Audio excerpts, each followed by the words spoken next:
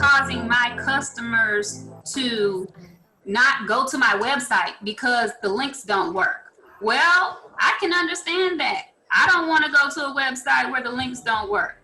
So I'm being relatable at this point, and I'm understanding his frustration or her frustration, you know?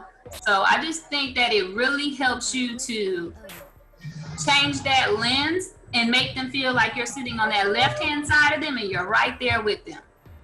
So it sounds like you're saying you have to empathize with them and to kind of take a look at their perspective, so to speak, right? That's correct. Yes. Okay. All right. And what else? Like when we're gathering requirements, so like say if the salesperson they'll come in and they'll say, hey, these are the requirements, like you said. I want this, that, and the third. Like, how can we better manage capturing the requirements when we know that their approach is totally wrong and you got to hold yourself back? How can you maintain that?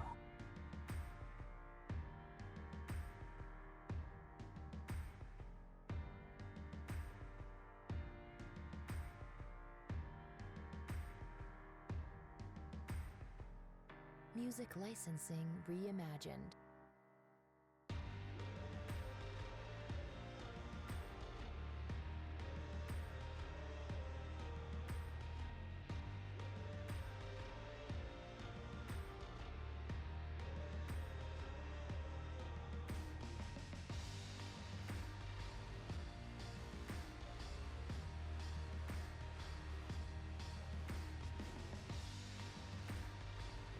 Artlist.io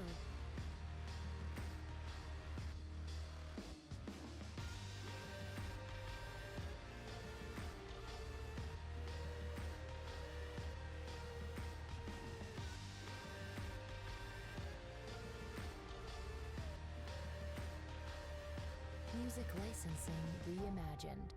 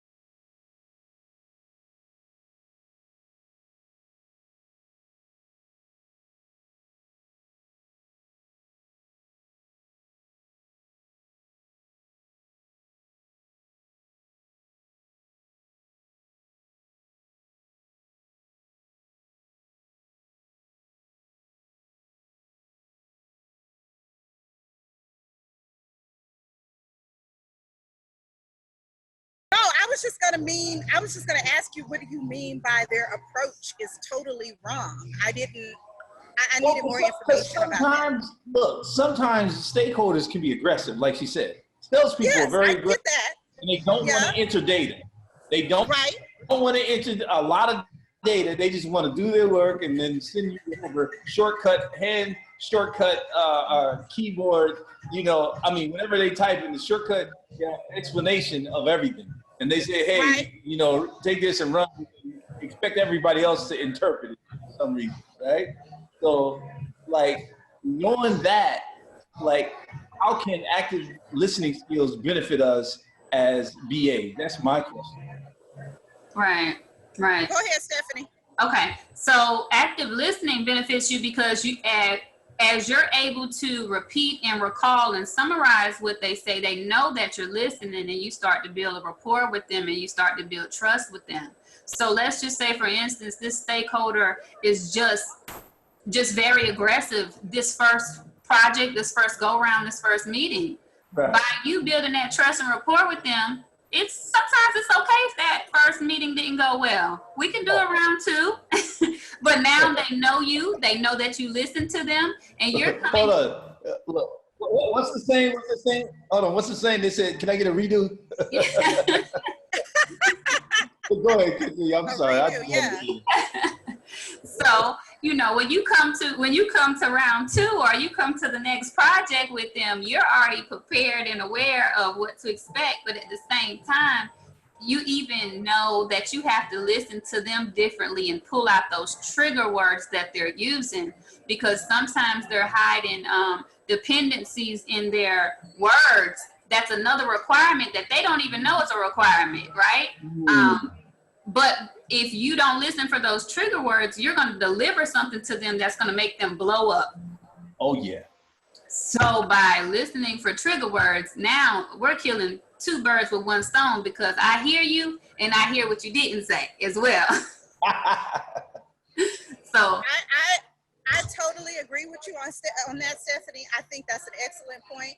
It's not only listening for trigger words, but it's also listening for words that are being used mistakenly in the place of something else that should be said. For example, I have been in meetings many times with less technical people, and I have had it happen to me a number of times where people will say, this data is in a database somewhere, and it's not a database, it's an Excel sheet. Wow. But they're using the word database. That's their database. It's just like, that's their database, damn it.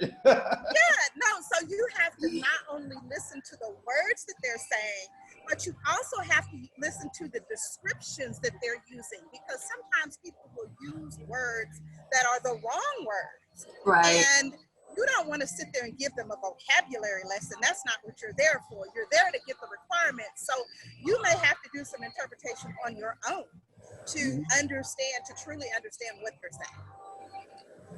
Absolutely. That's a good point. Mm-hmm. That's a very good point. Did you want to add on to that? Anything else you want to add on to that, Stephanie? No, just and also with the stakeholders and being with the active listening, if you show that you're open and you're willing to learn and kind of understand what they are describing, you might find a good stakeholder that actually wants to show you their full out process and explain stuff to you. If they do, you've lucked up, and you can be open and willing to learn. But if you come off and give that guarded, closed personality, they're going to give you that back as well. So body language and just showing that you're engaged will go a long way as well. Good.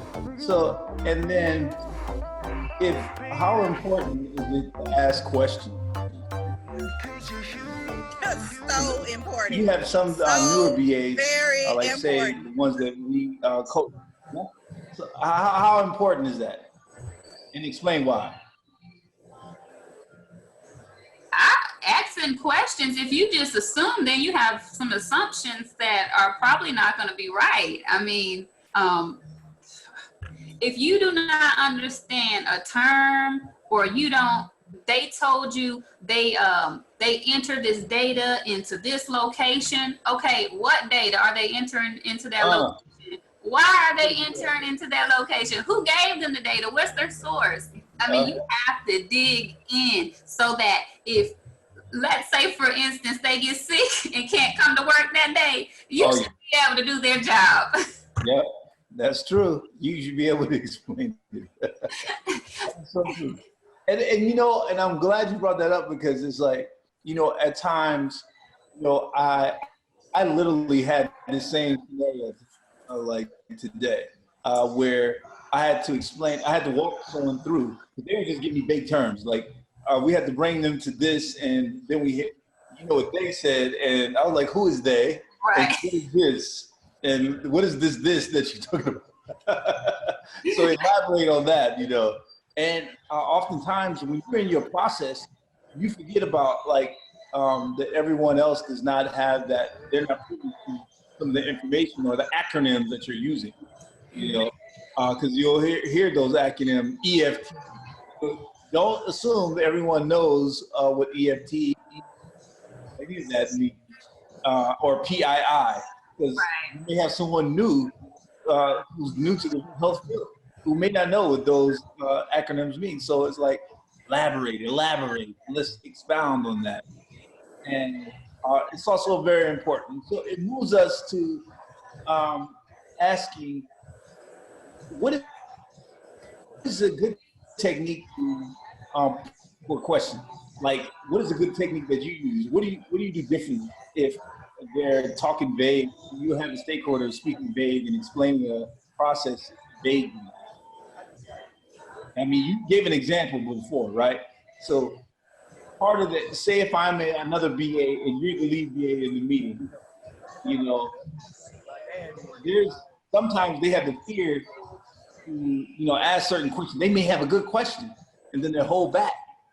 Like, what would be a piece of advice that you can give those beginning VAs on probing for questions? Right.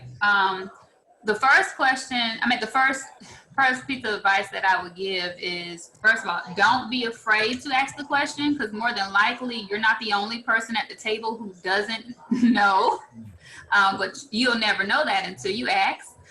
Secondly, if it is a question that's going to cause you to go way deeper into detail, if you're not the lead BA or you have a senior there with you on your team, sometimes it is okay to ask a portion of the question, take notes, and then talk to, you know, get with your team afterwards and walk through the process. You want to hash it out in the setting, but if you can't, then definitely take notes, and that way, if